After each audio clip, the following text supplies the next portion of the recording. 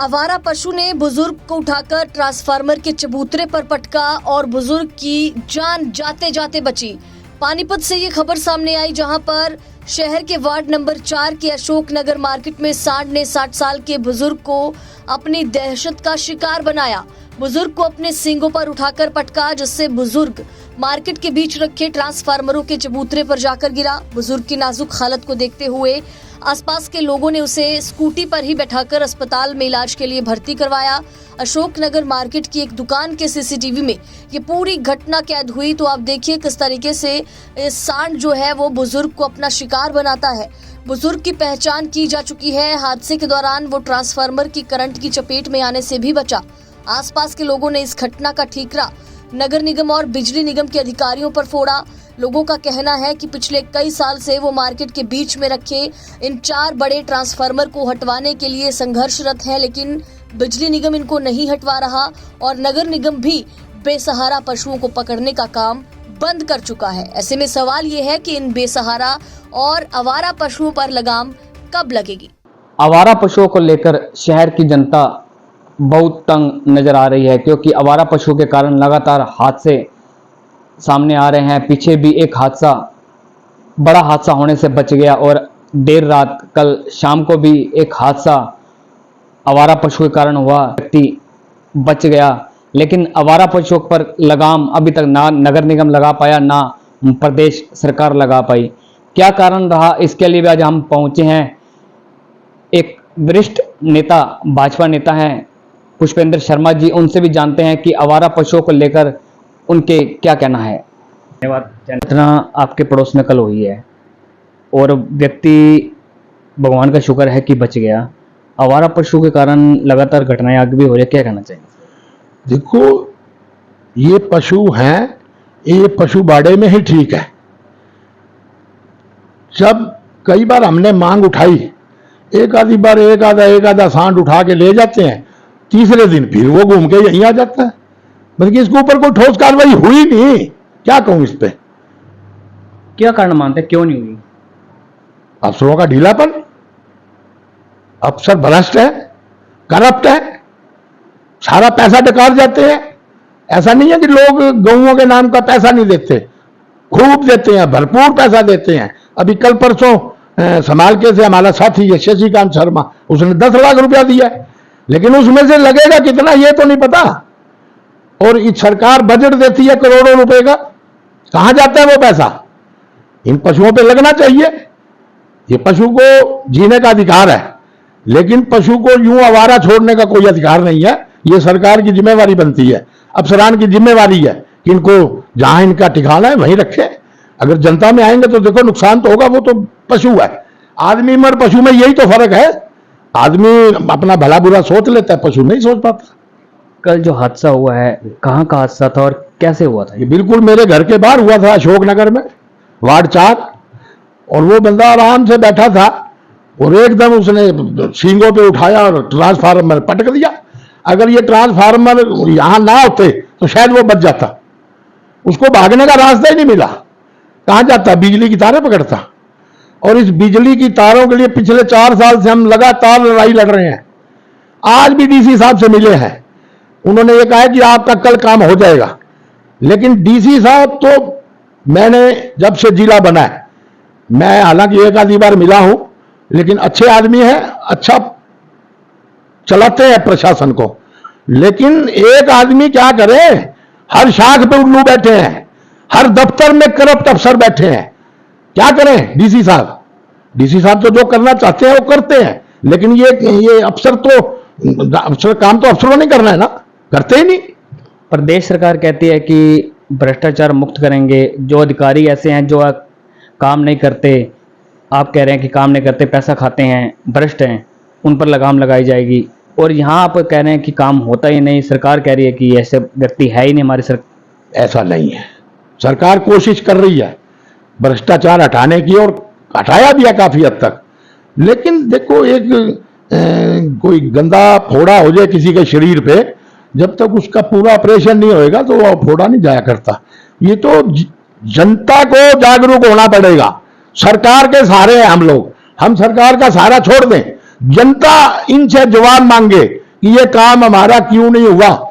जनता का कसूर मानता हूं मैं। जिस दिन जनता सजग हो गई, इनको रास्ता भी नहीं पाना। अफसर है क्या है, ये हमारी जनता के पैसे से चलते हैं। हम तनख्वाह का इनका बंदोबस्त करते हैं, टैक्स देते हैं, जनता के सेवक हैं ये। लेकिन जनता को सेवा करवानी नहीं आ रही। जब तक नहीं आएगी यूं तंग होएंगे। नगर निगम में पार्षद भी मेयर का, deputy mayor, senior deputy mayor, सब मेयर भाजपा के थे, लेकिन फिर भी इस पर लगाम लगाने के लिए एक अभियान चलाया गया, वो रुक क्यों गया? ये भ्रष्टाचार जो शब्द है ना, ये साधारण शब्द नहीं है। ये भ्रष्टाचार तो वोटों को रोक देता है। अब मैं इसकी बारीकी में नहीं जाऊंगा, बात फिर वहीं आगे घूम के। जब तक जनता भ्रष्टाचार नहीं हटाएगी तब तक ये हट ही नहीं सकता। सरकार के साथ जनता को खड़ा होना पड़ेगा। मैं देखूंगा कौन भ्रष्टाचार करता है। फिर इसमें जनता को क्या करना पड़ेगा? जनता के काम ही खुद नहीं होते, जनता खुद परेशान होकर निगम से बाहर वापस आ जाती है। जनता वोट भी देती है फिर भी परेशान रहती है। जनता क्या करे? जनता जो अब तक जनता है वो तो ये मानती है कि 5 साल में हमारा जब मौका आएगा तो वो अपना काम करते हैं, वोट का बटन दबा के। ये काफी नहीं है।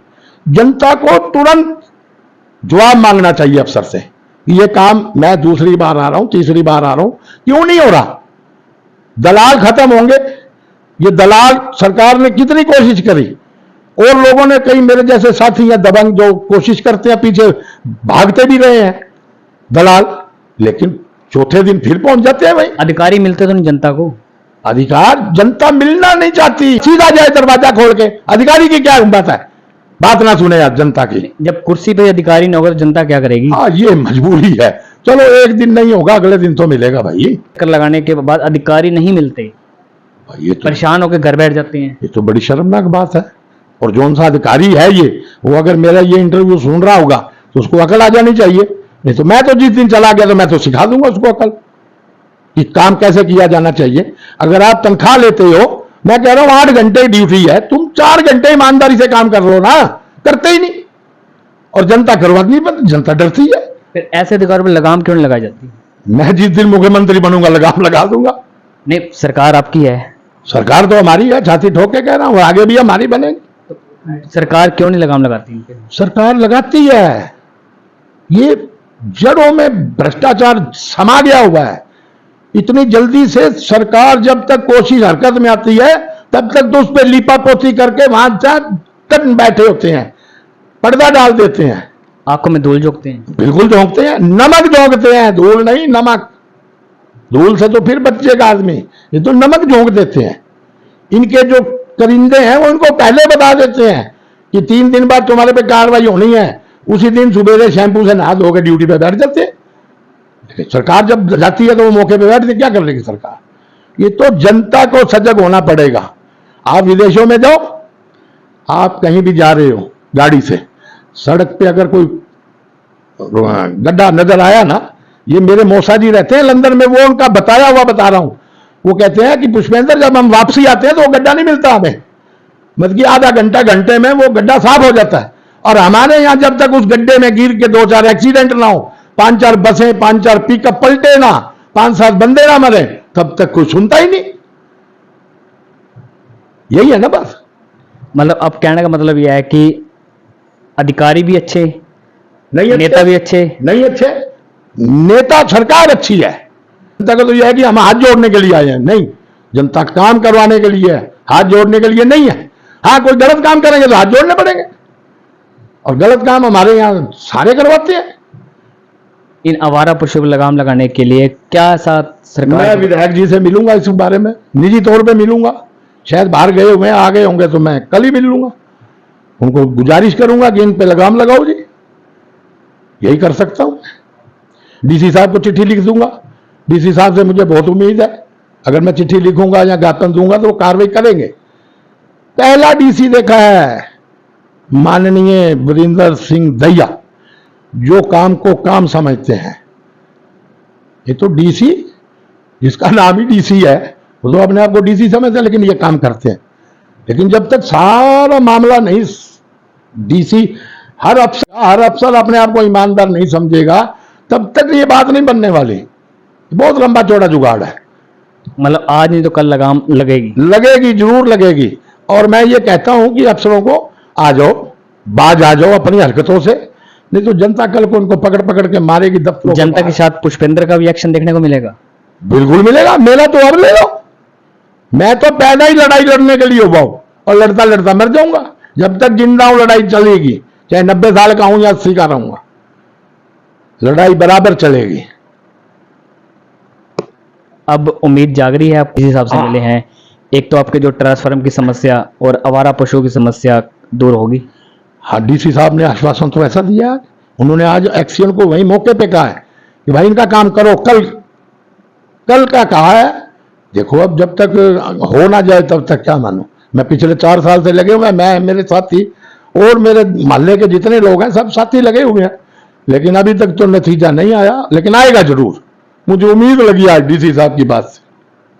देखिए, ये थे हमारे साथ पुष्पेंद्र जी, जिन्होंने कहा कि इन्होंने आज डीसी साहब से, जिला उपायुक्त से मिले हैं और उम्मीद जागी है कि जरूर इन पर कार्रवाई